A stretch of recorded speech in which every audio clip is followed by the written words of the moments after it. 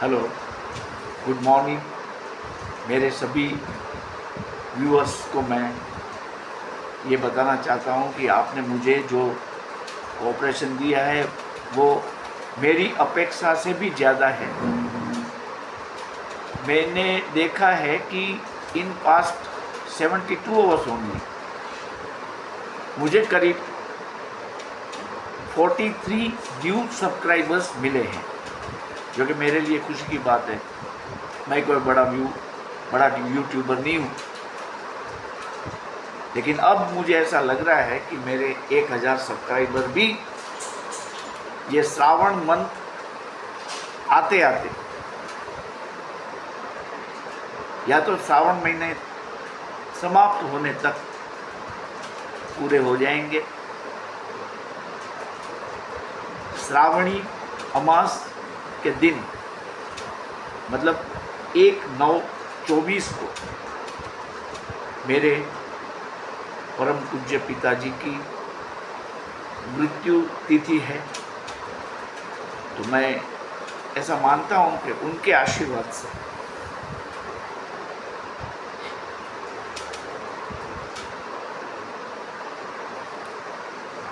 मेरे at least 1000 subscribers हो जाएंगे। ये वीडियो मैं इसलिए अपलोड कर रहा हूँ कि अगस्त एक्सपायरी में आपको ये बात का ध्यान रखना है कि during the August month market सिर्फ 21 दिनों तक ही खुला रहेगा। 10 दिन छुट्टी रहेगी, क्योंकि 5 सैटरडे हैं, शनिश्चर है 5 और 4 संडे है, रविवार है और एक दिन हमारे स्वातंत्र दिन पर्व की छुट्टी है 15 अगस्त 2024 को। सो कुल मिला के ये कितने दिन हुए? 5 और 4 10 दिन मार्केट बंद रहने वाला है। मतलब ये एक्सपायरी छोटी हो जाएगी। इससे क्या होगा कि जो ऑप्शन के जो प्रीमियम्स है वो फास्ट गलेंगे, जल्दी गलेंगे, बढ़ेंगे नहीं जल्दी, लेकिन गलेंगे जरूर जल्दी। तो मैं आपको ये एक अलर्ट देने के लिए ये वीडियो अपलोड कर रहा हूँ कि आपके माइंड में ये शुरू से पता होना चाहिए कि अगस्त एक्सपायरी छोटी है। तो क्या करना है कि जहाँ तक हो सके आप ऑप्शन की बात मैं कर रहा हूँ, कम से कम ट्रेड ले और हो सके तो इसको सेम डे निपटा दो। सेम डे निपटा दो, कैरी फॉरवर्ड मत करें फॉर नेक्स्ट डे। ये पहला हमारा चेक पोस्ट है लॉस को कम करने का या लॉस से बचने का।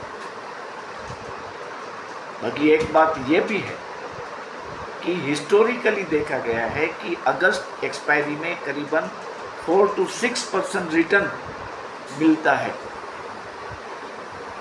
और मैंने पर्सनली ऑब्जर्व किया है कि अगस्त महीने में ड्यूरिंग दी जन्माष्टमी पर्व रिलायंस का शेयर चलता ही है। ये एक आप हिस्टोरिकली चेक करें, बढ़ता ही है। तो अगर रिलायंस के शेयरों में वनडे को आपको मौका मिले, मतलब वो डाउन हो थोड़े से भी, तो कहाँ तक डाउन होते हैं उसको देखते देखते आप इसमें ऑप्शन ट्रेड ले सकते हैं फॉर दी अगस्त एक्सपायरी। इसके अलावा ONGC पे भी नज़र रखनी है। Petroleum, oil and natural gas और पेट्रोलियम के जो शेयर है उसके 52 वीक हाई 52 वीक लो को देखने के बाद मैंने आपको पहले जो बताया था वो मैं फिर से दोहराऊं कि मान लीजिए कि आपको ये पता है कि अब कंजप्शन शेयर के दाम बढ़ने वाले हैं, तो आप क्या करेंगे? हिंदुस्तान यूनिलीवर का मान लीजिए आप ऑप्शन ले रहे हैं, तो वाइल आप जब बाय विंडो में जाएं तब पहले ये देख लीजिए कि अब इसका भाव फिलहाल रियल टाइम प्राइस क्या चल रहा है और वो कितने परसेंटेज का इजाफा दिखा रहा है। मान लीजिए वो 0.49% बढ़ा है तो आप इसको ले सकते हैं, लेकिन अगर वो ऑलरेडी 2.50% से भी ऊपर हो गया है तब आपको वेट करना है। ये चीज़ आपको हर ऑप्शन ट्रेडिंग में याद रखनी है। अच्छा शेयर है, देखो अशोक लीलैंड मैं बार बार बोलता था, वो कहाँ पहुँच गया? 246 तक गया है, अभी वो 230 228 में मिल रहा है। सुजलोन भी बढ़ा है और अगस्त की एक्सपायरी में ये सब शेयर बढ़ेंगे। और एक फंडा मैं आपको बताऊं कि अभी आपको टू व्हीलर्स और मारुति के शेयर पे भी नज़र रखनी है, क्योंकि जनरली ऐसा होता है कि फेस्टिव सीज़न में टू व्हीलर्स और फोर व्हीलर्स का सेल बढ़ जाता है। तो इसका जो अगस्त महीने में जो सेल के फिगर आएंगे वो काफ़ी अच्छे होंगे। तो आप अभी से मारुति के शेयर पर नज़र रखिए। हालांकि बहुत बढ़ चुका है, लेकिन फिर भी देखिए सितंबर की सीरीज़ के लिए Maruti will be one of the best option, क्योंकि जो सेल और बिक्री के जो आंक है वो generally on the last day of the month आते हैं। इस केस में अगस्त 31 को टू व्हीलर्स और फोर व्हीलर्स कंपनियों के रेट सेल के हमें पता चलेगा। तो इससे हमें, और ये एक जनरल टेंडेंसी है कि जन्माष्टमी आएगी तो इसके प्राइस बढ़ेंगे, इसके बाद नवरात्र के पर्व आएंगे, दशहरा आएगी और दिवाली आएगी। तो मतलब ये है कि अभी नेक्स्ट 3 महीनों में टू व्हीलर्स और फोर व्हीलर्स के शेयरों में तेज़ी आ सकती है। इसके जो एंसिलरी पार्ट बनाने वाली कंपनी है उसमें भी तेज़ी आ सकती है। तो आपको एक लिस्ट बना के बैठना है, इसका 52 वीक हाई 52 वीक लो देखना है, लिखना है। और जब आपको मौका मिले, अगस्त की सीरीज़ के प्रारंभ में आपको नहीं लेना है कोई भी ऑप्शन, लेकिन अगर मान लीजिए कि 15 दिन बीत जाए, इसके बाद इसका आप कॉल देखिए क्या रेट है, 20 दिन बीत जाए तब देखिए क्या भाव है, और तब आपको एंट्री बनानी है। क्योंकि मारुति का जो शेयर है वो हालांकि बढ़ चुका है, लेकिन इसमें 16-17 हज़ार 20 हज़ार तक की बातें आ रही है। तो आप ये ध्यान में रखें। बजाज का शेयर भी बढ़ेगा, बजाज ऑटो का, क्योंकि उसने इलेक्ट्रिक स्कूटर निकाला है, अच्छी डिमांड है।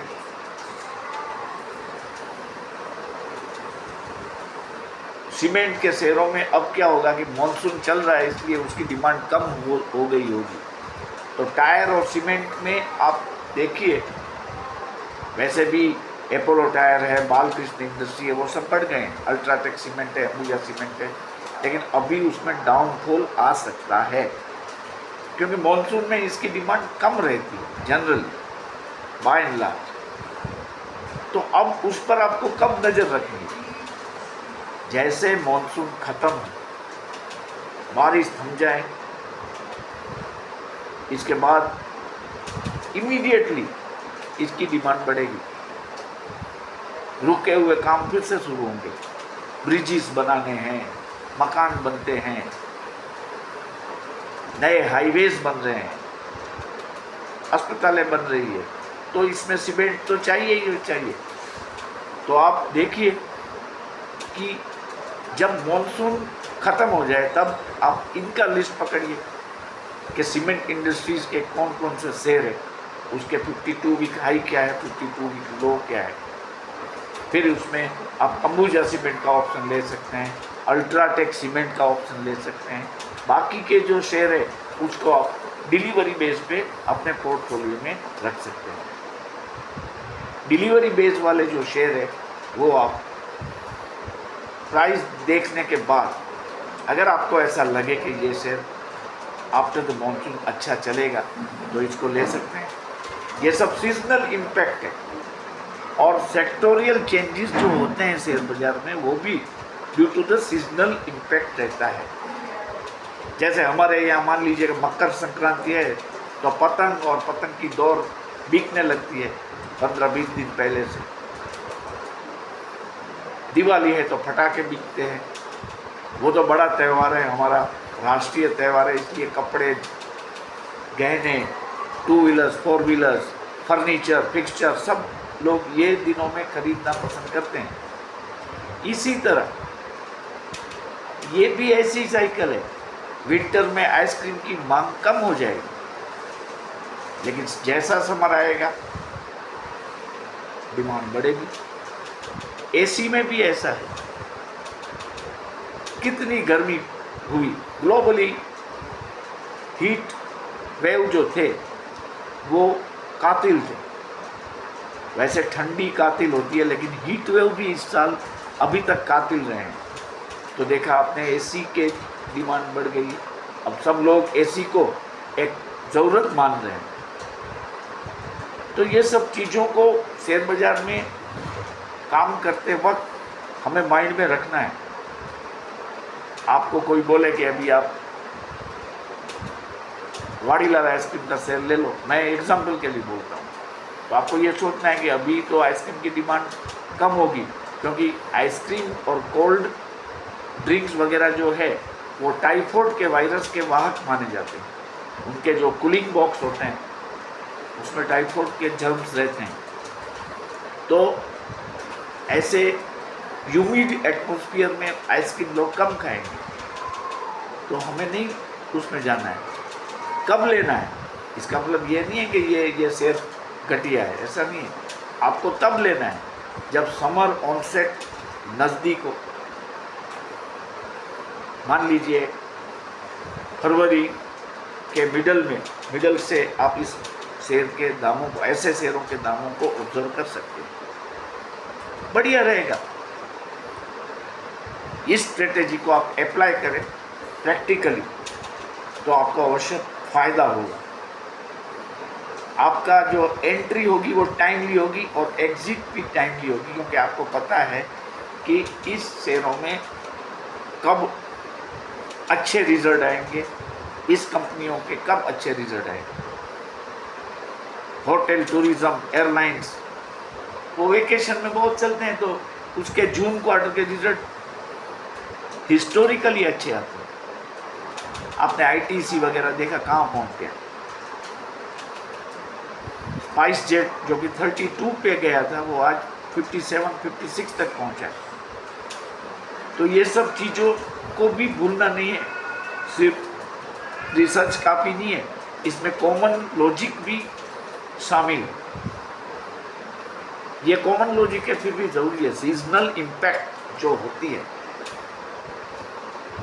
उसके कारण शेयरों के दामों में कब बढ़त होती है वो हमें लॉजिकली, कॉमन लॉजिक, ये कोई साइंटिफिक रॉकेट साइंस नहीं है, ये बहुत सिंपल है बात, लेकिन सही है। तो इनको अप्लाई करें बिफोर, और ये सब चीज़ों को वाइल अप्लाइंग आपको डिजिटल अरेस्ट के स्टेट में नहीं आना है कि बस आप ले लो फट करके। ये सब बातों को आपके माइंड में चलाते रहना है। जैसे कोई कंपनी देखी अल्ट्राटेक में इसका ऑप्शन ले लो, नहीं, मॉनसून चल रहा है भाई, अगर रिजल्ट घटिया आएगा तो मैं क्या करूँगा। दाम कम हो जाए। ठीक है, तो ये तो सिर्फ एक लाइट वीडियो था। मंडे को कौन से ट्रेड लेने हैं उसके लिए मैं आज लेट नाइट को एक और वीडियो डाल दूँगा। काइंडली मेरी चैनल को सब्सक्राइब करते रहें और मैं आशा करता हूँ कि मेरे 1000 सब्सक्राइबर आप लोग मिल के जल्दी से जल्दी कर देंगे, बियॉन्ड माई एक्सपेक्टेशन। आप सबको, क्योंकि नेक्स्ट संडे से श्रावण मंथ शुरू हो रहा है, पवित्र श्रावण मंथ, तो मैं आपको अनुरोध करूंगा कि आप लॉर्ड शिव जी के, महादेव जी के दर्शन करें, उसकी रुद्री कराएं और श्रावण मंथ को धूमधाम से मनाएं। ओके, आप सबके सहकार के लिए मेरे पास आभार व्यक्त करने के शब्द नहीं है।